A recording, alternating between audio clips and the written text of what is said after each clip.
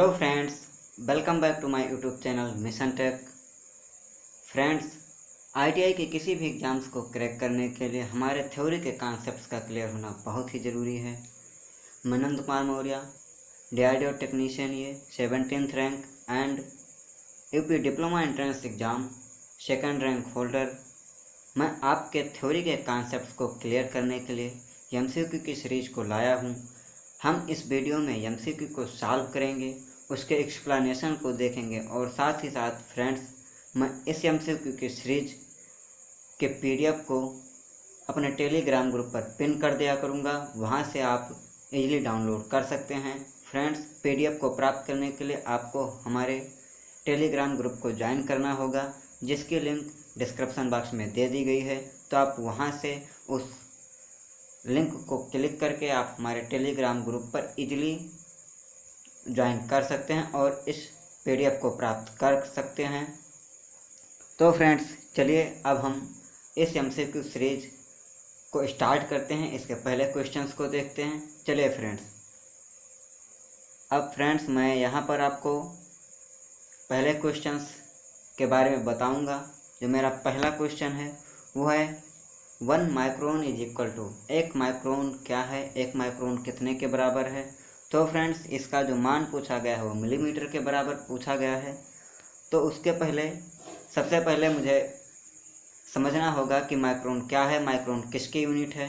तो micron friends length की unit है। तो सबसे पहले हम लेंथ को समझेंगे, उसके बाद हम माइक्रोन को समझेंगे और माइक्रोन को मिलीमीटर में कन्वर्ट करना भी समझेंगे। तो फ्रेंड्स चलिए, सबसे पहले मैं आपको यहाँ पर लेंथ की डिफिनेशन बता देता हूँ। फ्रेंड्स, लेंथ बेसिकली दो पॉइंट्स के बीच की डिस्टेंस होती है। मान लेते हैं यहाँ पर एक पॉइंट है, यहाँ पर एक पॉइंट है, इनके बीच की जो डिस्टेंस होती है यही लेंथ कहलाती है। फ्रेंड्स, लेंथ की एसआई यूनिट है जो मीटर है। मीटर के डिफिनेशन को डिफाइन करने के लिए हम प्रकाश की चाल का यूज करते हैं। वैज्ञानिकों ने बहुत पहले विचार किया कि हम किसी ऐसे मटेरियल का यूज कर सकते हैं मीटर बनाने के लिए, लेकिन फिर पाया कि कोई मटेरियल आज तक ऐसा बना नहीं है जिसमें कभी एक्सपेंशन ना हो, कोई सिकुड़न ना हो।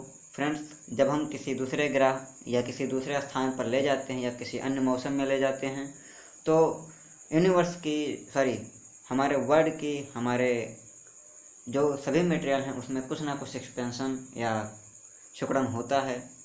तो वैज्ञानिकों ने ऐसे चीज़ के बारे में सोचा कि हमें ऐसे यूनिट का आविष्कार करना चाहिए, हमें ऐसे यूनिट का यूज करना चाहिए जिसका मान कभी भी ना बदले। तो 1983 में एसआई के एक मीटिंग में उन्होंने विचार किया प्रकाश के चाल पर। उन्होंने पाया कि प्रकाश की चाल कभी नहीं बदलती है, चाहे वो निर्वात में हो या फिर किसी माध्यम में हो। तो फ्रेंड्स, उन्होंने मीटर को डिफाइन करने के लिए प्रकाश की चाल का इस्तेमाल किया, जिसकी जो चाल होती है वो 300 मिलियन मीटर पर सेकंड होती है। फ्रेंड्स, यहाँ तक तो मुझे समझ में आ गई कि लेंथ क्या है और लेंथ की यूनिट क्या है और लेंथ के यूनिट मीटर को कैसे डिफाइन किया गया। अब फ्रेंड्स, हम समझते हैं कि लेंथ की यूनिट्स क्या क्या हैं। तो फ्रेंड्स, लेंथ के यूनिट को दो कैटेगरी में डिवाइड किया गया। पहला है माइक्रो और जो दूसरी यूनिट है वो है माइक्रो। तो फ्रेंड्स, पहले मैं माइक्रो को बताऊंगा, उसके बाद माइक्रो समझाऊंगा। माइक्रो यूनिट बहुत बड़े बड़े लेंथ को मेजर करने के लिए यूज की जाती है। जैसे हमें पृथ्वी से सूर्य की दूरी ज्ञात करनी हो, पृथ्वी से किसी अन्य ग्रह की दूरी ज्ञात करनी है, तो वहाँ पर हम लेंथ के माइक्रो यूनिट का यूज करते हैं, जैसे एस्ट्रोनॉमिकल यूनिट। फ्रेंड्स, यदि एस्ट्रोनॉमिकल यूनिट की बात करें तो ये अर्थ से सन के बीच की दूरी होती है। अर्थ से सन के बीच की दूरी को नापना या उसको मेजर करने के लिए हम एस्ट्रोनॉमिकल यूनिट का यूज करते हैं, जिसका मान 1.49 × 10⁻11 मीटर होता है। फ्रेंड्स, इस एस्ट्रोनॉमिकल यूनिट का यूज करके हम पृथ्वी से सूर्य की दूरी, पृथ्वी के सूर्य के साथ साथ अन्य ग्रहों की दूरी को ज्ञात करते हैं। तो ये तो हमें समझ में आ गया माइक्रो यूनिट। अब हम समझते हैं माइक्रो यूनिट्स क्या हैं। माइक्रो यूनिट्स का यूज हम बहुत सूक्ष्म लेंथ को मेजर करने के लिए यूज करते हैं। जैसे हमें किसी आटम के नाभिक की डिस्टेंस, नाभिक से प्रोटॉन की डिस्टेंस, नाभिक से इलेक्ट्रॉन की डिस्टेंस, किस कक्षा में कितने इलेक्ट्रॉन किस कक्षा से कितने इलेक्ट्रॉन्स दूर हैं, इन सब के मेजर करने के लिए, इन सब के लेंथ को मेजर करने के लिए, दो इलेक्ट्रॉन्स के बीच के दूरी को मेजर करने के लिए, कण के बीच के दूरी को मेजर करने के लिए हम माइक्रो यूनिट्स का यूज करते हैं। फ्रेंड्स, माइक्रो यूनिट में नैनोमीटर, एंगस्ट्रॉम, माइक्रोन आते हैं। तो अब हमें समझ में आ गया है कि माइक्रोन लेंथ को मेजर करने का एक माइक्रो यूनिट है। तो फ्रेंड्स, यहाँ पर मैं बता दूँ आपको कि माइक्रोन को मिलीमीटर में बदलने के लिए हमको 0.001 से गुणा करना पड़ता है, या फिर हम 1000 से भाग देकर माइक्रोन को मिलीमीटर में कन्वर्ट कर सकते हैं। फ्रेंड्स, जो माइक्रोन होता है उसका मान 10⁻⁻⁶ मीटर होता है और 1 मीटर का मान 1000 मिलीमीटर के बराबर होता है। चलिए अब हम और यूनिट को कन्वर्ट करना सीख लेते हैं। तो फ्रेंड्स, यहाँ पर मैंने कुछ बनाया है। जैसे जब हम किलोमीटर को मीटर में कन्वर्ट करते हैं तो हमें 1000 से गुणा करना होता है। जब हम मीटर से सेंटीमीटर को जब हम मीटर को सेंटीमीटर में कन्वर्ट करते हैं तो वहाँ पर 100 से गुणा करना पड़ता है। और जब हम सेंटीमीटर को मीटर में मिलीमीटर में कन्वर्ट करते हैं तो हमें 10 से गुणा करना पड़ता है। ठीक इसी प्रकार जब हम इसके रिवर्स में आते हैं, मिलीमीटर को सेंटीमीटर में चेंज करना होता है तो 10 से भाग देते हैं, सेंटीमीटर को मीटर में चेंज करना होता है तो 100 से भाग देते हैं, मीटर को किलोमीटर में चेंज करना होता है तो 1000 से भाग देते हैं।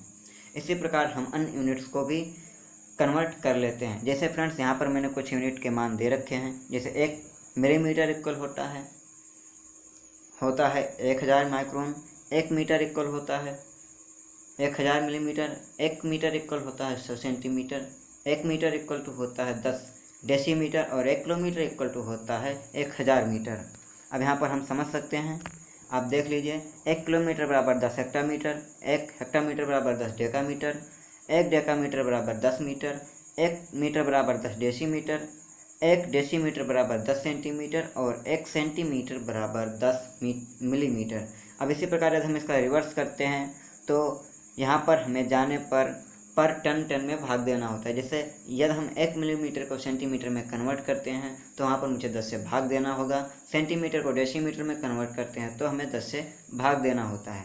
फ्रेंड्स, इसी प्रकार हम लेंथ के यूनिट्स को कन्वर्ट कर सकते हैं बड़े ही आसानी के साथ। तो मैंने फ्रेंड्स माइक्रोन के बारे में बता दिया और फ्रेंड्स मैंने लेंथ के अन्य यूनिट्स को कन्वर्जन करने के बारे में बता दिया है। तो यहाँ पर जो राइट ऑप्शन है फ्रेंड्स वो हमारा ये है 0.001 मिलीमीटर। अब फ्रेंड्स मैं नेक्स्ट क्वेश्चन की ओर बढ़ता हूँ। चलिए हम देख लेते हैं कि हमारा अगला क्वेश्चन क्या है। फ्रेंड्स, मेरा सेकंड क्वेश्चन भी यूनिट पर ही है। यहाँ पर हम जो क्वेश्चंस पढ़ेंगे वो है 1 inch is equal to mm। 1 inch metric प्रणाली में कितने mm के बराबर होता है। तो फ्रेंड्स इसका राइट आंसर है 25.4 mm। अब चलिए हम इसको एक्सप्लेन कर लेते हैं कि इंच क्या है, इंच किस प्रणाली का यूनिट है। तो फ्रेंड्स जो इंच है वो ब्रिटिश सिस्टम में लेंथ का यूनिट है। फ्रेंड्स जब पहले ब्रिटिश जो राजा थे या ब्रिटिश शासन में यूज किया जाता था, वहाँ पर हम इंच का बहुत अधिक यूज करते थे। और जो यूएस सिस्टम है, यूएस अर्थात यूएसए के जो कस्टमर हैं वहाँ पर हम इंच का बहुत उपयोग करते थे। हम आज भी इंचेस का काफ़ी उपयोग करते हैं। हाँ, बस फ़र्क इतना है कि हम इंचेस के बड़े वर्जन का यूज करते हैं, जैसे गज, फुट इत्यादि का हम यूज करते हैं। पहले इंच बहुत ही इम्पॉर्टेंट होता था, लेकिन 1950 और 1960 के बाद इसे मीट्रिक सिस्टम में कन्वर्ट कर दिया गया, जहाँ पर इसका मान 25.4 मिलीमीटर रख दिया गया और इसके बड़े बड़े वर्जन्स का यूज किया जाने लगा, जहाँ पर यार्ड और फुट का यूज करते हैं। लेकिन फ्रेंड्स हम अभी इन यूनिट्स का यूज करते हैं।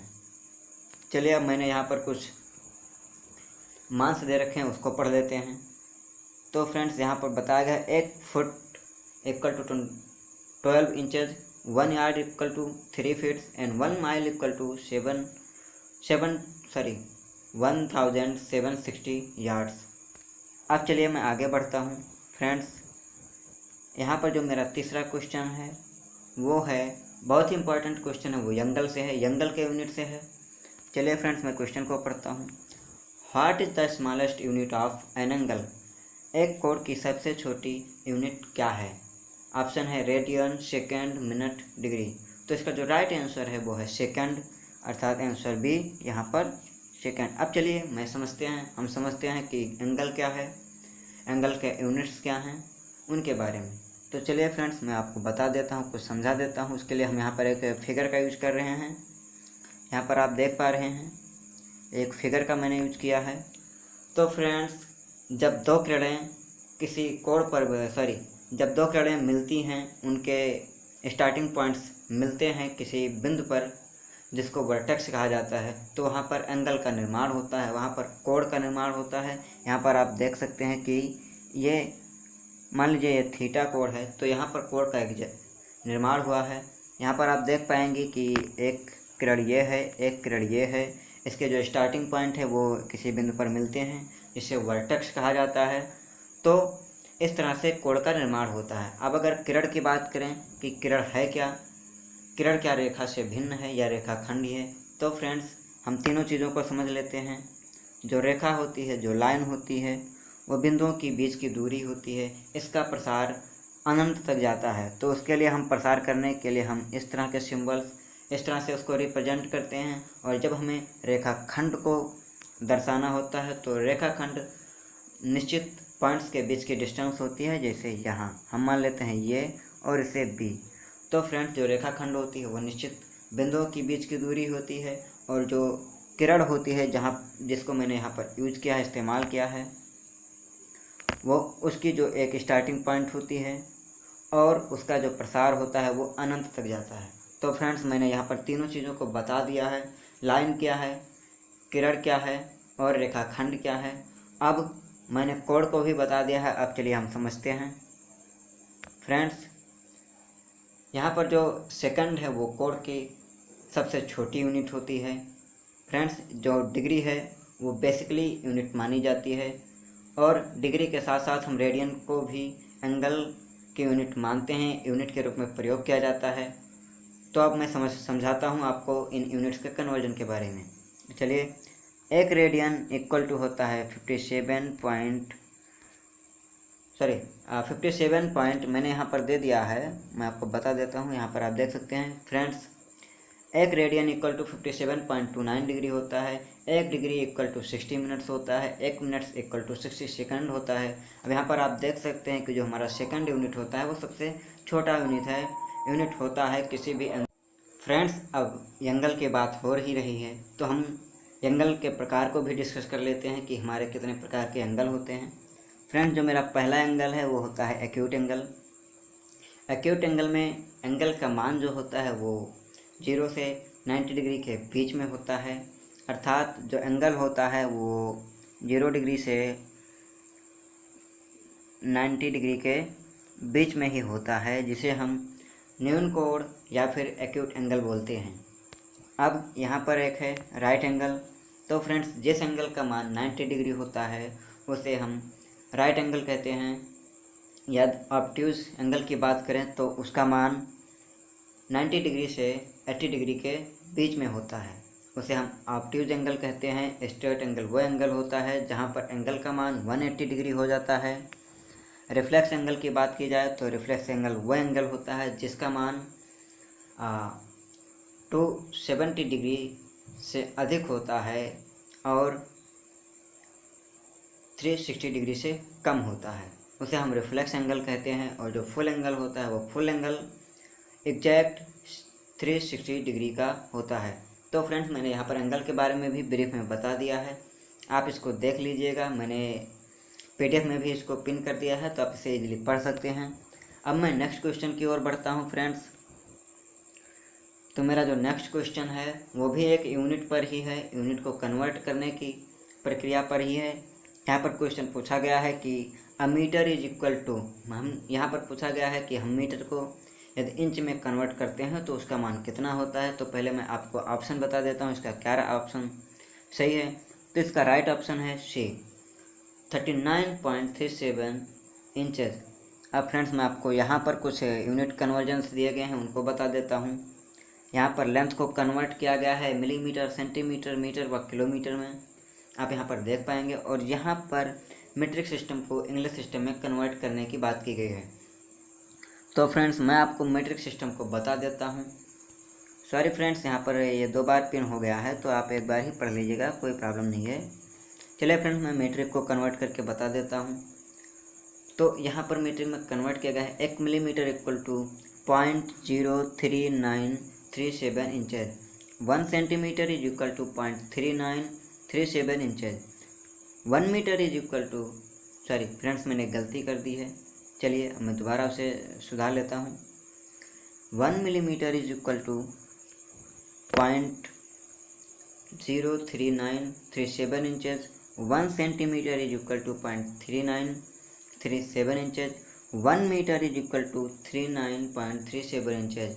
तो फ्रेंड्स यहाँ पर आप देख सकते हैं, यहाँ पर मिलीमीटर, सेंटीमीटर, मीटर को इंचेस, फुट, यार्ड, माइल्स में कन्वर्ट किया गया है।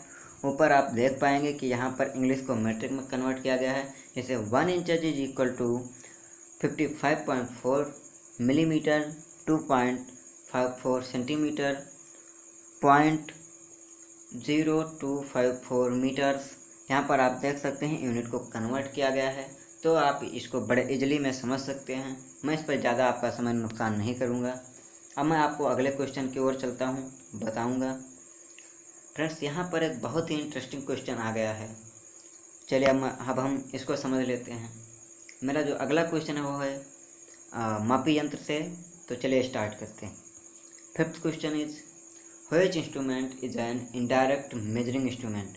फ्रेंड्स मैं पहले ही आपको बता दूं, मेजरिंग को इंस्ट्रूमेंट कहते हैं, या जो मेजर की जाने वाली चीज़ें होती हैं, वस्तुएं होती हैं, उनको हम इंस्ट्रूमेंट का दर्जा देते हैं। कभी आप उनको टूल मत कहिएगा। अभी मैं आपको आगे बताऊंगा कि इंस्ट्रूमेंट्स और टूल में क्या डिफरेंसेस है। तो पहले हम इस क्वेश्चन को समझ लेते हैं, उसके बाद मैं आपको बताऊंगा। चलिए, यहाँ पर पूछा गया है कि कौन सा अप्रत्यक्ष मापी औजार है, इंस्ट्रूमेंट है। वैसे औजार नहीं कहेंगे, हम इसे इंस्ट्रूमेंट कहेंगे। तो इसका राइट आंसर है इनसाइट कैलिपर। अब मैं आपको फ्रेंड्स कैलिपर के बारे में बताऊंगा और इनसाइट कैलिपर के बारे में बताऊंगा। उससे पहले मैं आपको इनडायरेक्ट मेजरिंग इंस्ट्रूमेंट्स क्या होता है उसके बारे में बताऊंगा। तो फ्रेंड्स, जब हम किसी को मापते हैं तो मापने की ज़रूरत हमें जब पड़ती है, जब किसी प्रोडक्ट को बनाते हैं, किसी जॉब को बनाते हैं, तो उसके साइज़ को मेजर करने की मुझे आवश्यकता पड़ती है। क्योंकि बिना मेजरिंग के हम किसी प्रोडक्ट को एक्चुअल साइज में डिफाइन नहीं कर सकते, हम प्राप्त नहीं कर सकते हैं। तो वहाँ पर हमें मेजरिंग की आवश्यकता पड़ती है। तो मेजरिंग या माप लेने की 3 विधियाँ होती हैं। पहला है प्रत्यक्ष मापी अर्थात डायरेक्ट मेजरिंग, दूसरा है इनडायरेक्ट मेजरिंग अप्रत्यक्ष मापी, और तीसरा होता है कंपैरेटिव। फ्रेंड्स, ये सारी विधियां हैं माप लेने की। अब फ्रेंड्स मैं पहला आपको बता देता हूँ, पहला बताता हूँ प्रत्यक्ष मापी। डायरेक्ट मेजरिंग इंस्ट्रूमेंट्स वह होते हैं जिनके द्वारा माप लेने के बाद हमें रीडिंग को पढ़ने के लिए अन्य इंस्ट्रूमेंट्स की आवश्यकता नहीं पड़ती है। उनके द्वारा ही हम सीधे रीडिंग ले सकते हैं। जैसे हमारा स्टील रूल हो गया, माइक्रोमीटर, वर्नियर कैलिपर इत्यादि से मेजरिंग करने के बाद हमको अतिरिक्त इंस्ट्रूमेंट्स की आवश्यकता नहीं पड़ती है। लेकिन फ्रेंड्स, जब हमें किसी ऐसे मेजरिंग इंस्ट्रूमेंट का उपयोग करना हो जिस पर रीडिंग लेने के बाद उसकी रीडिंग को पढ़ने के लिए हमें अन्य इंस्ट्रूमेंट्स की आवश्यकता पड़ती है, जैसे कैलिपर, टेलीस्कोपिक गेज और अन्य इंस्ट्रूमेंट्स होते हैं। तो उन्हें हम इनडायरेक्ट मेजरिंग इंस्ट्रूमेंट्स कहते हैं। जैसे कैलिपर के द्वारा जब हम माप ले लेते हैं तो उसकी रीडिंग पढ़ने के लिए हम स्टील रूल का यूज करते हैं। जब हम टेलीस्कोपिक गेज का यूज करते हैं तो उसकी जो रीडिंग लेनी होती है उसके लिए हम माइक्रोमीटर का यूज करते हैं। अब फ्रेंड्स, मैं आपको इतनी चीज़ें बता चुका हूँ कि डायरेक्ट मेजरिंग इंस्ट्रूमेंट्स क्या होते हैं, इनडायरेक्ट मेजरिंग इंस्ट्रूमेंट्स क्या होते हैं। अब मैं तीसरा आपको बता देता हूँ, जिसे हम कहते हैं उसे हम कहते हैं तुलनात्मक, या कहते हैं कंपैरिजन। ठीक, तो उसमें हम टेम्पलेट्स का यूज करते हैं और गेज का यूज करते हैं कि हमें वहाँ पर तुलना करके ही मेजरिंग कर लेनी होती है। अब फ्रेंड्स, मैं आपको इनसाइड कैलिपर के बारे में बताऊंगा और साथ ही साथ मैं अन्य और जो ऑप्शंस हैं उनके बारे में भी बताऊंगा। तो चलिए चर्चा करते हैं। फ्रेंड्स, यहाँ पर मैंने इंग्लिश में सारी चीज़ें लिख दी हैं, हिंदी में भी लिख दी है। अब चलिए मैं आपको फिगर के थ्रू इन सारी चीज़ों को क्लियर करता हूँ। चलिए फ्रेंड्स, मैं आप यहाँ पर फिगर पर मूव करता हूँ। मैंने फिगर को जूम भी कर दिया है आपको दिखाने के लिए, आपको बताने के लिए। फ्रेंड्स, यहाँ पर आप सिंपली देख पा रहे हैं कि जो इनसाइड कैलिपर होता है उसकी जो लेग्स होती हैं वो बाहर की ओर मुड़ी हुई होती हैं। फ्रेंड्स, यहाँ पर मैंने दोनों इनसाइड कैलिपर का यूज किया है। इसे हम फर्म जॉइंट कैलिपर कहते हैं और उसे हम स्प्रिंग टाइप कैलिपर कहते हैं। अब मैं एक एक चीज़ें बताता हूँ। तो friends, caliper basically mild steel का बना होता है। जो हम जनरल पर्पज़ के लिए यूज करते हैं उसके लिए हम माइल्ड स्टील का यूज करते हैं, और जब हमें किसी इंस्पेक्शन या टूल रूम में यूज करना होता है तो वहाँ पर हम हाई कार्बन के कैलिपर का यूज करते हैं। जब फ्रेंड्स हम माइल्ड स्टील के कैलिपर का यूज करते हैं तो उसके पॉइंट्स को कैश हार्ड करना पड़ता है, और जब हम हाई कार्बन स्टील के कैलिपर का यूज करते हैं तो उसको हमें हाई डोम टेम्पर करना पड़ता है उसके पॉइंट्स को, क्योंकि इनके पॉइंट्स मेजरिंग पॉइंट्स होते हैं तो वो यूज करते करते घिस जाते हैं। तो घिसने से बचाने के लिए हम उसको ये प्रोसेसेस करते हैं। मैं फ्रेंड्स आपको कैश हार्डनिंग के बारे में ब्रीफ में बता देता हूँ। हार्डनिंग वो प्रोसीजर होती है जिसके द्वारा मटेरियल को गर्म करके फिर उसको बहुत जल्द क्वंच किया जाता है, तो वहाँ पर हमारे मटेरियल में हार्डनेस की प्रॉपर्टी आ जाती है। कैश हार्डनिंग प्रोसीजर वो होती है जिसमें स्टील में कार्बन की परसेंटेज 0.3 से कम होती है, वहाँ पर हम कैश हार्डनिंग करते हैं। तो उसके द्वारा जो मटेरियल होता है उसके ऊपरी सरफेस अर्थात कैश पर कार्बन की परसेंटेज बढ़ाकर उसको ऊपरी सरफेस को हार्ड कर दिया जाता है, और अंदर का सरफेस जो कोर होता है वो सिंपली वैसे ही बना रह जाता है। तो फ्रेंड्स, मैंने ब्रीफ में बता दिया है। जब हम आगे नेक्स्ट चैप्टर्स में आएंगे तो उसको बड़े ही ब्रॉड से समझेंगे। अब फ्रेंड्स, मैं आपको इनसाइड कैलिपर बताऊं तो यहाँ पर ये इसका पिवट होता है, ये इसके लेग्स हैं, आप देख सकते हैं ये दोनों बाहर की ओर मुड़ी हुई हैं। फ्रेंड्स, जो इनसाइड कैलिपर या आउटसाइड कैलिपर होती है उसकी कैलिपर की साइज पॉइंट से चूल के बीच की दूरी होती है, इसे हम कैलिपर का साइज कहते हैं, size of caliper. Okay friends, यहाँ पर मैंने सारी चीज़ें बता दी है। अब फ्रेंड्स, मैं बता दूँ आपको कि जो स्प्रिंग टाइप कैलिपर होता है उसका यूज हम अधिक एक्यूरेसी से मेजरिंग करने के लिए यूज करते हैं, लेकिन इसकी एक नुकसान है क्योंकि इसकी लिमिट्स निर्धारित होती है इस स्प्रिंग के कारण, अतः इससे हम बड़े दाबों को मेज़र नहीं कर सकते हैं। अब फ्रेंड्स, मैं फर्म जॉइंट की बात करूं तो जो फर्म जॉइंट होता है इसका उपयोग हम बड़े जाबों के लिए यूज करते हैं। बड़े जाबों के लिए आसानी से हम यूज कर सकते हैं क्योंकि इसके जो पिवट्स होते हैं उसके सहायता से हम इसको बाहर काफ़ी दूर तक खींच सकते हैं, लेकिन इसका एक नुकसान ये है कि इसके द्वारा हम अधिक एक्यूरेसी से मेजरिंग नहीं ले पाते हैं, क्योंकि ये धीरे धीरे घिसकर ढील हो जाते हैं, तो यहाँ पर त्रुटि आ जाती है। फ्रेंड्स, अब मैं आपको यहाँ पर आउटसाइड कैलिपर के बारे में बता देता हूँ। यहाँ पर फ्रेंड्स आप फिगर में देख रहे होंगे ये आउटसाइड कैलिपर है। फ्रेंड्स, ये स्प्रिंग जॉइंट आउटसाइड कैलिपर है, ये फर्म जॉइंट आउटसाइड कैलिपर है। यहाँ पर आप देख रहे हैं कि ये कैलिपर पहले बाहर की ओर जाता है फिर अंदर की ओर मुड़ता है। तो फ्रेंड्स, यहाँ पर मैं फिर बता देता हूँ कि जो स्प्रिंग जॉइंट कैलिपर होते हैं उनके द्वारा हम अधिक एक्यूरेसी से मेजर करते हैं, लेकिन हम उसके द्वारा एक निश्चित दूरी को ही मेजर कर सकते हैं। जो फर्म जॉइंट कैलिपर होते हैं उनके द्वारा हम बड़े जाबों पर मेजरिंग कर सकते हैं, लेकिन उनके द्वारा हम अधिक एक्यूरेसी के साथ मेजरिंग नहीं कर पाते हैं, वो भी धीरे धीरे यूज करते समय घिसकर ढीले हो जाते हैं। अब फ्रेंड्स, मैं आपको यहाँ पर आर्डलेग कैलिपर के बारे में बता देता हूँ। तो आर्डलेग कैलिपर को 3 नामों से जाना जाता है।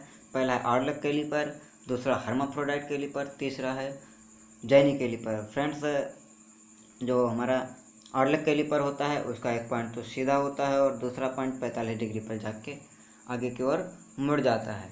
तो फ्रेंड्स, इसका यूज हम सिलेंड्रिकल जाब पर सेंटर निकालने के लिए यूज करते हैं, और साथ ही साथ इसका डाटम लाइंस के साथ समांतर लाइन को खींचने के लिए भी यूज करते हैं। फ्रेंड, मैंने ब्रीफ में बता दिया है, जब हम नेक्स्ट चैप्टर्स में आएंगे तो वहाँ पर मैं इसको विस्तार में बताऊंगा। अब फ्रेंड, जो मेरा नेक्स्ट ऑप्शन था वो था वर्नियर कैलिपर का। तो फ्रेंड्स मैं आपको वर्नियर कैलिपर के बारे में बता रहा हूँ। तो फ्रेंड्स मैं इसे थोड़ा सा सिक्वेंस कर रहा हूँ अभी। चलिए फ्रेंड, यहाँ पर ये इसके इनसाइड मेजरिंग जा हैं, ये आउटसाइड मेजरिंग जा है। फ्रेंड्स यहाँ पर आप देख सकते हैं ये वर्नियर स्केल mm में है, ऊपर वाला इंचेज में होता है। ये फाइनल लॉकिंग स्क्रू है जिसका उपयोग हम मेजरिंग करने के लिए जो फाइनल लॉकिंग होता है उसका यूज करते हैं।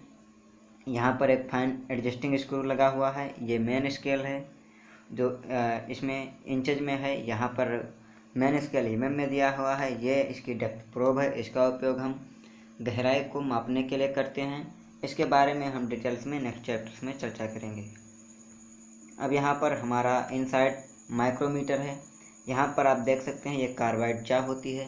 कार्बाइड जा का यूज इसलिए किया जाता है क्योंकि जो कार्बाइड होती है बहुत ही हार्ड होती है और फ्रेंड्स मेजरिंग सरफेस के घिसने की संभावनाएं ज़्यादा होती हैं। तो यहाँ पर हम कार्बाइड टिप का यूज कर देते हैं, उसे हम ब्रेज करते हैं ताकि जो उसकी आयु है वो बनी रहे, बढ़ी रहे। ये एक लॉकिंग नॉब है। ये यहाँ पर आप स्पिंडल देख सकते हैं। ये फ्रेंड्स स्लीव है, ये थिम्बल है, ये रेचेट स्टाफ है। फ्रेंड्स मेजरिंग करते समय प्रेशर्स को कंट्रोल करते समय कंट्रोल करने के लिए हम रेचेट स्टाफ का यूज करते हैं। रेचेट स्टाफ का यूज करना ज़रूरी हो जाता है। अब फ्रेंड्स मैं आपको नेक्स्ट ऑप्शंस के बारे में बता दूं तो यहाँ पर यूनिवर्सल बेवल प्रोटेक्टर था, उसके बारे में बता देता हूँ। यहाँ पर इसका ब्लेड है, ये बीम है, ये मेन स्केल है, ये फ्रेंड्स वर्नियर स्केल है, ये डायल है। यहाँ पर आप देख सकते हैं ये स्विvel प्लेट्स है। तो फ्रेंड्स मैंने ब्रीफ में बता दिया है कि ये यूनिवर्सल बेवल प्रोटेक्टर है।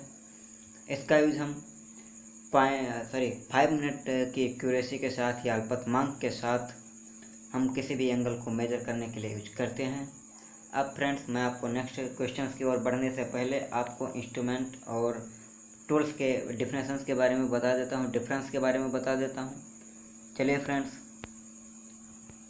मैं इसे थोड़ा डाउन करता हूँ। चलिए, जो इंस्ट्रूमेंट्स होते हैं और जो टूल्स होते हैं फ्रेंड्स, जो इंस्ट्रूमेंट होता है उसका उपयोग हम मेजरिंग डिवाइसेस के लिए करते हैं और जो टूल होता है वो एक वर्क पर हो सकता है, शेप में हो सकता है, टूल्स के साथ, जैसे cutting tools.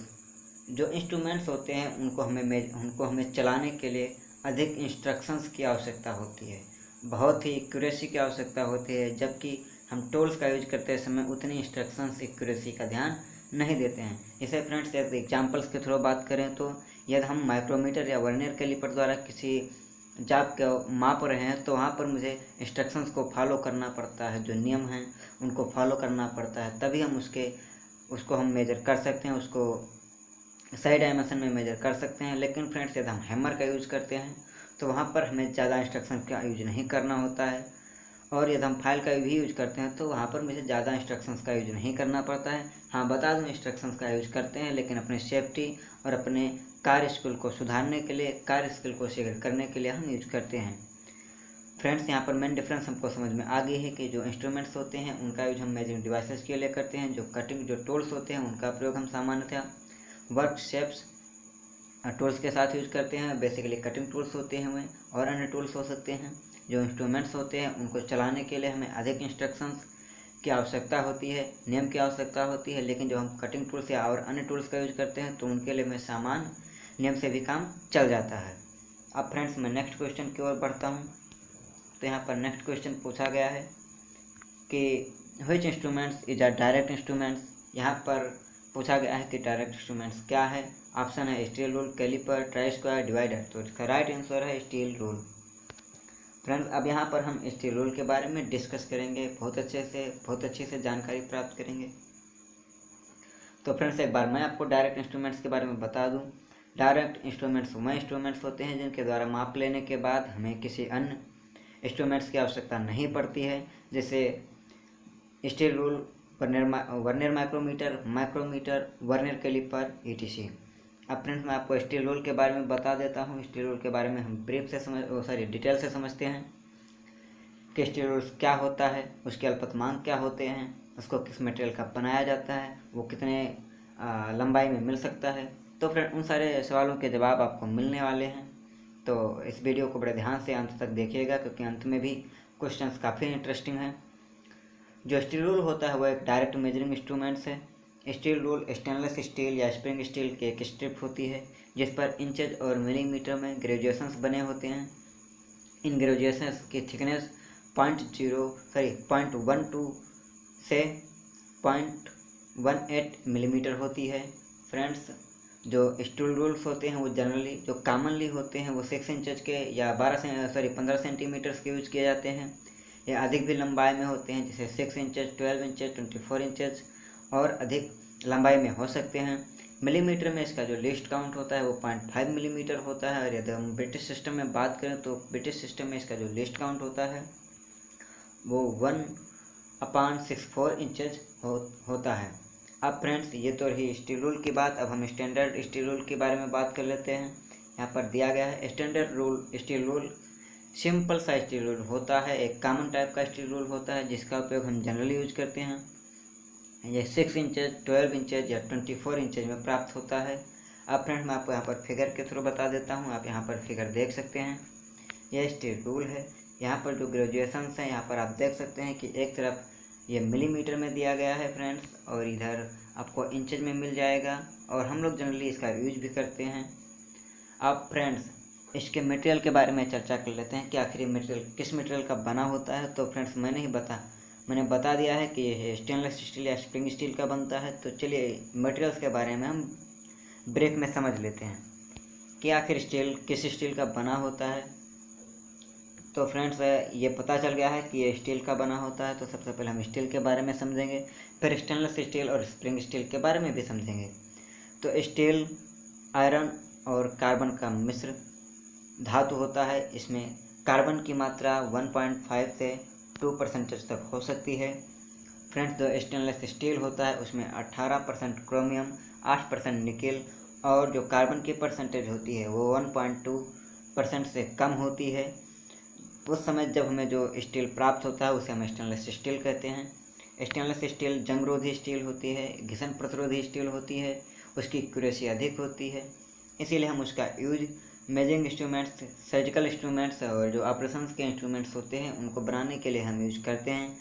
Friends, stainless steel को जनरली हम 18-8 स्टील के नाम से भी जानते हैं। अब फ्रेंड्स, मैं आपको बता देता हूँ कि इसमें क्रोमियम मिलाने से क्या लाभ होता है, निकल मिलाने से क्या लाभ होता है। चलिए उनके बारे में भी चर्चा कर लेते हैं फ्रेंड्स। तो जब हम किसी स्टील में क्रोमियम को मिलाते हैं तो क्रोमियम उस स्टील में स्ट्रेंथ को बढ़ा देता है, हार्डनेस को बढ़ा देता है और क्रोजन रेसिस्टेंस को भी बढ़ा देता है। अब हम यहाँ पर स्ट्रेंथ और हार्डनेस और क्रोजन रेसिस्टेंस के बारे में भी जान लेते हैं। फ्रेंड्स, स्ट्रेंथ किसी मटेरियल का वह प्रॉपर्टी होती है जिसके कारण वो एक्सटर्नल लोड्स को बिना प्रेशर के झेल लेता है, वो अपने आकृति में कोई चेंज नहीं करता है। फ्रेंड्स, हार्डनेस किसी मटेरियल की वह प्रॉपर्टी होती है जिसके द्वारा वो किसी मटेरियल को काट सकता है, खरोंच उत्पन्न कर सकता है और साथ ही साथ उस मटेरियल में घिसन प्रतिरोधी की क्षमता आ जाती है। क्रोजन रेसिस्टेंट वो मटेरियल की वो प्रॉपर्टी होती है जिसमें मटेरियल में जंग लगने की प्रतिरोधकता उत्पन्न हो जाती है। जंग लगना क्या होता है उसके बारे में भी हम आगे डिटेल्स से पढ़ेंगे, उसके लिए मैंने क्वेश्चंस को मेंटेन कर लिया है। अब फ्रेंड, मैं आपको बता देता हूँ यहाँ पर निकल को मिलाने से क्या चेंजमेंट आते हैं। तो फ्रेंड, जब हम स्टील में निकल को मिलाते हैं तो ये उसके अंदर टेंसाइल स्ट्रेंथ को इम्प्रूवमेंट करता है, इलास्टिक लिमिट को बढ़ाता है, इम्पार्ट हार्डनेस कर देता है और टफनेस को बढ़ा देता है। साथ ही साथ ये यहाँ पर जो धूल जमने की संभावनाएं होती हैं, धूल बनने की संभावनाएं होती हैं, जंग बनने की संभावनाएं होती हैं, उसको ये कम कर देता है। अब फ्रेंड्स, यहाँ पर मैंने क्रोजन को भी एक्सप्लेन किया है, आप देख सकते हैं। क्रोजन क्या है, क्रोजन के बारे में बताऊंगा। क्रोजन एक नेचुरल प्रोसेस है जिसके द्वारा मटेरियल को ऑक्साइड में या हाइड्रो ऑक्साइड या सल्फाइड में कन्वर्ट कर दिया जाता है या कन्वर्ट हो जाता है। फ्रेंड्स, क्रोजन एक बहुत ही धीमी प्रक्रिया होती है जिसके द्वारा मटेरियल का धीरे धीरे नष्ट हो जाता है। फ्रेंड्स, मटेरियल का नष्ट होना इलेक्ट्रोकेमिकल रिएक्शन या फिर केमिकल रिएक्शन के द्वारा होता है जो उनके एनवायरनमेंट में उपलब्ध होते हैं।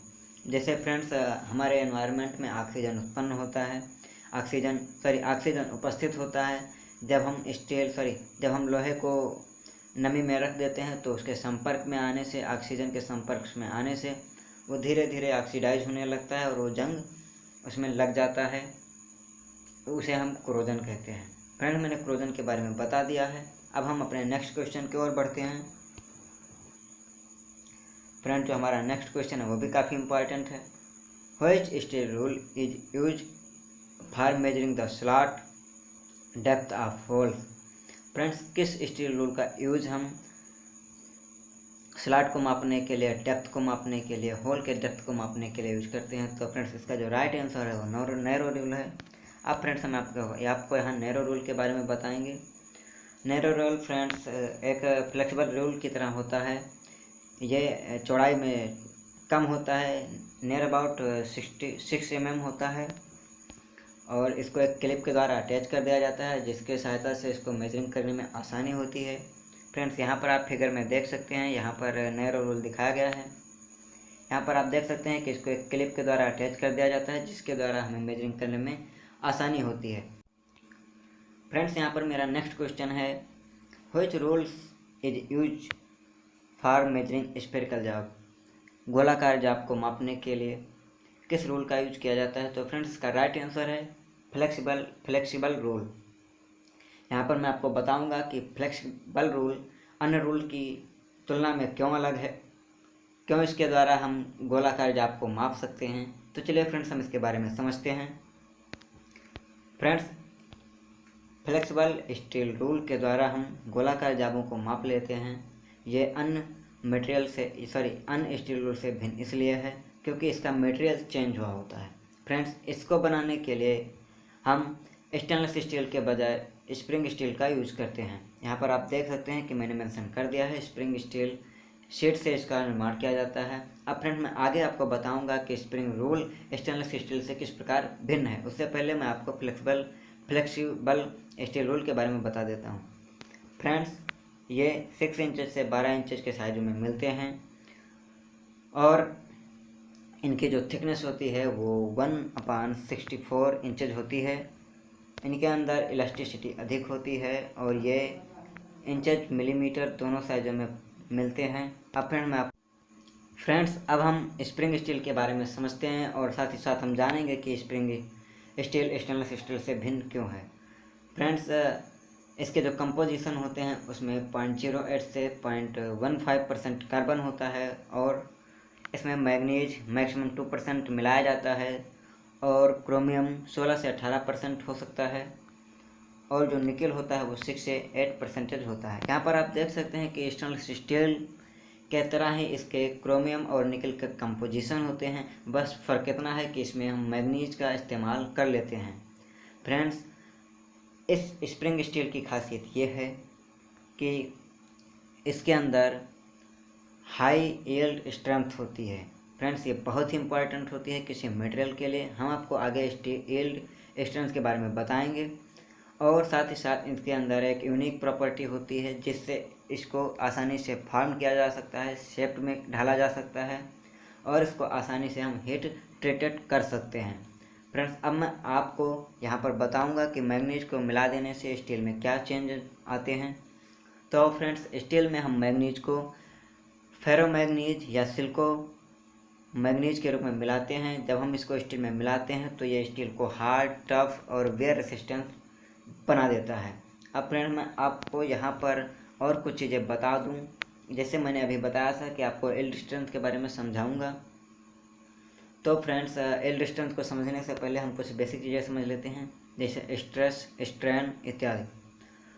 तो स्ट्रेस फ्रेंड्स वो होता है जब हम किसी मटेरियल पर लोड लगाते हैं, पुल या पुश करते हैं, तो उसके अंदर एक इंटरनल रेसिस्टेंट प्रॉपर्टी उत्पन्न हो जाती है जिसे हम स्ट्रेस कहते हैं। स्ट्रेस की डिफिनेशन की बात करें तो कहते हैं उसे internal resisting force per unit area is stress. Friends, stress per unit area एक रेसिस्टिंग फोर्स होता है जो अप्लाइड फोर्स को नेगलेक्ट करने की कोशिश करता है। जब स्ट्रेस का मान इतना बढ़ जाए कि मटेरियल की प्रॉपर्टी इलास्टिक से प्लास्टिक में चेंज होने लगे, तो उस समय जो स्ट्रेस का मान होता है उसे ही यील्ड स्ट्रेंथ कहा जाता है। Friends, yield strength maximum value होती है किसी स्ट्रेस की जब मटेरियल इलास्टिक स्टेज से प्लास्टिक स्टेज में जाने लगे। फ्रेंड्स, मैं आपको यहाँ पर बता दूँ कि जो यील्ड स्ट्रेंथ है वो किसी मटेरियल के मैक्सिमम इलास्टिक बिहेवियर को दर्शाता है। इलास्टिसिटी जो डक्टाइल मटेरियल्स होती हैं उसमें अधिक होती है, तो इसी प्रकार जो डक्टाइल मटेरियल्स होते हैं उसकी यील्ड स्ट्रेंथ भी प्लास्टिक मटेरियल्स की या प्लास्टिक्स की अपेक्षा अधिक होती है। अब फ्रेंड्स, मैंने आपको यहाँ बता दिया है, यहाँ पर आप हिंदी वर्जन में से देख सकते हैं। फ्रेंड्स, यहाँ पर हमारा फ्लेक्सिबल रूल है, यहाँ पर आप इजीली देख सकते हैं कि कैसे इसके द्वारा एक गोल जाप को मापा गया है। अब फ्रेंड्स, मैं आपको नेक्स्ट क्वेश्चन की ओर बढ़ता हूँ। यह नेक्स्ट क्वेश्चन आपके लिए बहुत ही खास होने वाला है, इस क्वेश्चन को आप अंत तक देखिएगा। फ्रेंड्स, जो 9th क्वेश्चन है वो है which rules is use for making layout for pattern in foundry shop. Friends, इस स्टील रूल को समझने से पहले हम समझेंगे, साथ ही साथ हम समझेंगे फाउंड्री शॉप क्या है, वहाँ पर पैटर्न का यूज क्या है और वहाँ पर मुझे इस रूल्स की आवश्यकता क्यों पड़ती है। तो पहले मैं आपको इसका आंसर बता देता हूँ। फाउंड्री कार्यशाला में पैटर्न के लेआउट बनाते समय मापने के लिए हम श्रिंक रूल का इस्तेमाल करते हैं सिंपली। अब फ्रेंड्स, मैं आपको एक्सप्लेन करता हूँ। यहाँ पर आप देख पाएंगे कि shrink rule generally use for pattern makers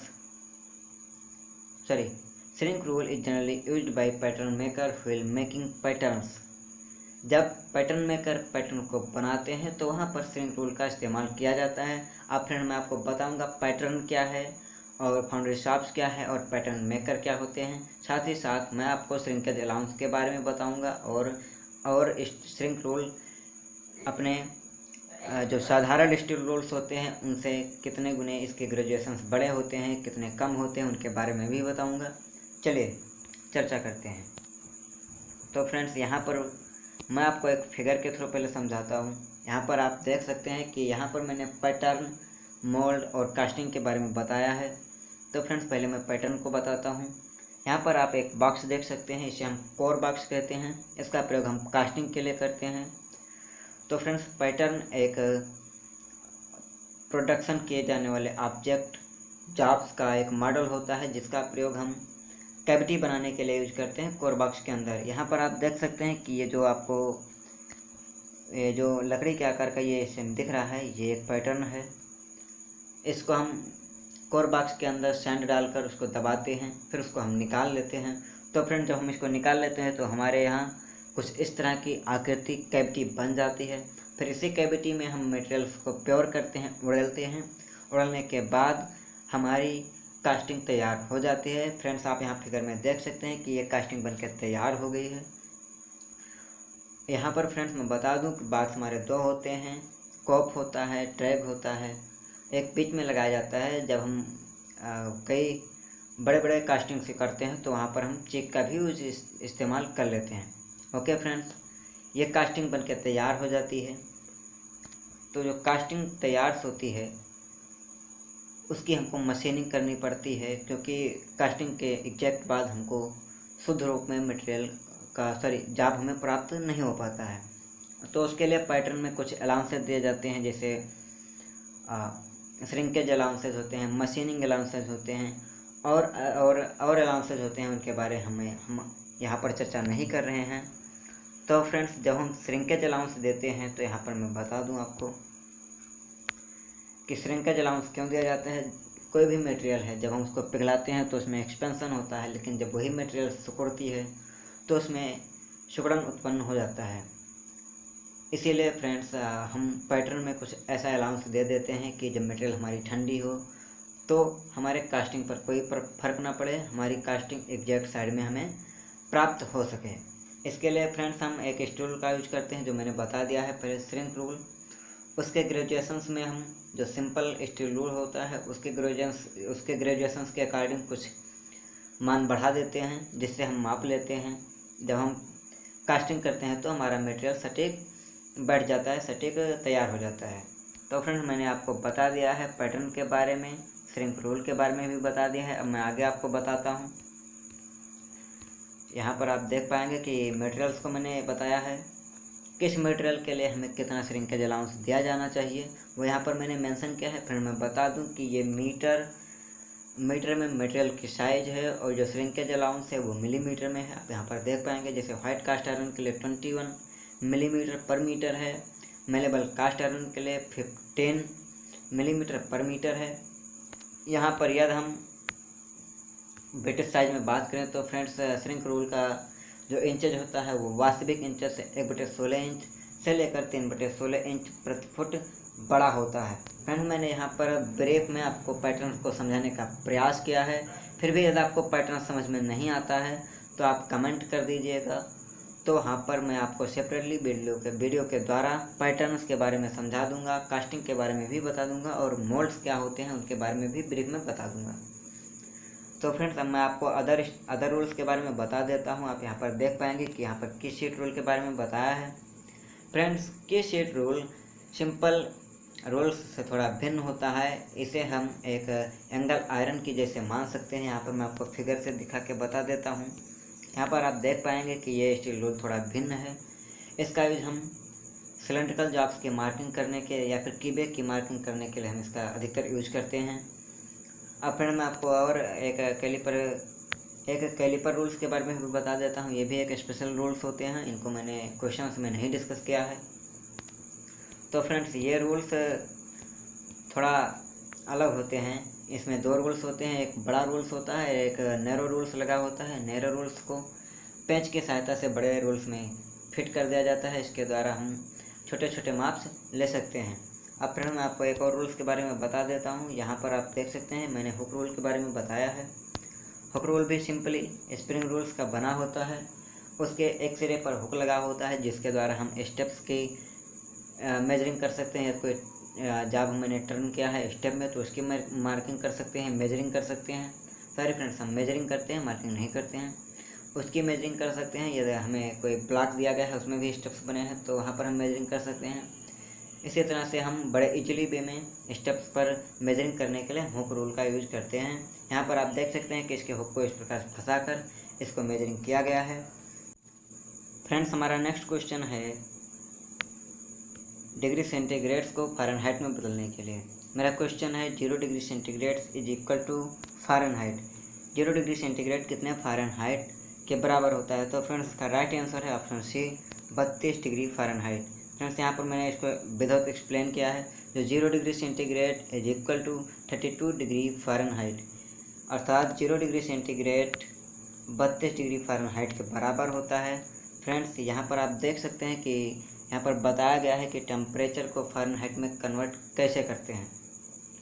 friends यदि हमें टेम्परेचर को फ़ारेनहाइट में कन्वर्ट करना है और हमारे पास डिग्री सेंटीग्रेड में टेम्परेचर दिया गया है, तो फ्रेंड्स फ़ारेनहाइट में कन्वर्ट करने के लिए जो डिग्री सेंटीग्रेड है उसको 9/5 से गुणा कर देना होता है। उसके बाद उन्हें 32 हम ऐड कर देते हैं तो जो हमारा तापमान प्राप्त होता है वो फ़ारेनहाइट में हो जाता है। फ्रेंड्स यहाँ पर मैंने कई टेम्परेचर्स को यूनिट्स में कन्वर्ट करने के लिए फार्मूला को बता दिया है। जैसे यहाँ पर आप देख सकते हैं कि सेल्सियस को फ़ारेनहाइट में कन्वर्ट करने के लिए हमें इस फार्मूले का यूज करना है।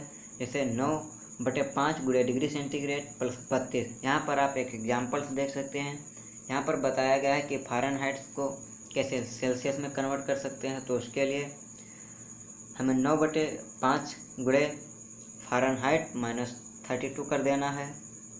फ्रेंड्स यहाँ पर आप एग्जाम्पल्स देख सकते हैं। यहाँ पर आप और देख सकते हैं कि सेल्सियस को केल्विन में कन्वर्ट करने के फार्मूले के बारे में बताया गया है। केल्विन को जब हम सेंटीग्रेड्स को केल्विन में कन्वर्ट करते हैं तो उसके लिए यहाँ पर फार्मूला दिया गया है। उसके लिए डिग्री सेंटीग्रेड्स में हम 273 जोड़ देते हैं तो हमें टेम्परेचर का मान केल्विन में प्राप्त हो जाता है। अब यहाँ पर बताया गया है कि केल्विन से कैसे आप सेल्सियस में कन्वर्ट कर लेते हैं। तो उसके लिए आपको केल्विन में से 273 घटा देना होता है तो हमारा जो टेम्परेचर होता है वो सेल्सियस में प्राप्त हो जाता है। फ्रेंड्स यहाँ पर आप उदाहरण के थ्रू समझ सकते हैं, तो मैं यहाँ पर आपको उसके बारे में नहीं बता रहा हूँ। अब फ्रेंड्स जो मोस्ट इम्पॉर्टेंट चीज़ें हैं वो ये 2 चीज़ें हैं। हम यहाँ पर जाते जाते आपको बता देते हैं कि क्या अंतर है हीट और टेम्परेचर में। हम में से बहुत से स्टूडेंट्स होते हैं जो अधिकतर कंफ्यूज हो जाते हैं कि हीट टेम्परेचर को लेकर। तो फ्रेंड्स हीट एक ऊर्जा का फॉर्म होता है, ऊर्जा का एक रूप होता है जो हॉट बॉडी से कोल्ड बॉडी में फ्लो होता है, अर्थात ऊर्जा का रूपांतरण जब गर्म वस्तु से ठंडी वस्तु की ओर होता है तो उसे हम हीट के नाम से जानते हैं। ओके, अब फ्रेंड्स, लेकिन temperature is the degree of hardness and coldness of body. Friends, हमें टेम्परेचर से ये पता चलता है कि कोई वस्तु कितनी गर्म है या फ्रेंड्स कोई वस्तु कितनी ठंड है। ओके, तो हम समझ सकते हैं कि हीट और टेम्परेचर में क्या डिफरेंस है। हीट एक एनर्जी का फॉर्म होती है जो हॉट बॉडी से कोल्ड बॉडी में फ्लो करती है, और जो टेम्परेचर होता है वो हमें ये बताता है कि कोई वस्तु कितनी गर्म है या ठंड। ये सारी यूनिट में हीट की जो यूनिट होती है वो फ्रेंड्स जूल होती है, और जो टेम्परेचर की यूनिट होती है जैसा यूनिट वो केल्विन होती है। तो फ्रेंड्स, इस वीडियो में बस इतना ही। अब मिलते हैं नेक्स्ट वीडियो में नेक्स्ट अपडेट के साथ। और फ्रेंड्स, मैं आशा करता हूँ कि ये वीडियो आपको पसंद आया होगा। फ्रेंड्स, यदि ये वीडियो पसंद आया है तो आप इसको लाइक कीजिए, कमेंट्स कीजिए, साथ ही साथ अपने फ्रेंड्स को शेयर कीजिए ताकि मैं भी इस नॉलेज का उपयोग कर सकें, उसे पढ़ें और साथ ही साथ इस अच्छे PDF का भी उपयोग कर सकें। फ्रेंड्स, मैं फिर बता देता हूँ कि आप PDF को प्राप्त करने के लिए हमारे टेलीग्राम ग्रुप को ज्वाइन कर लीजिए, उसका लिंक डिस्क्रिप्शन बॉक्स में दे दिया गया है। तो फ्रेंड्स, अब मिलते हैं नेक्स्ट वीडियो में, तब तक के लिए गुड बाय, टेक केयर।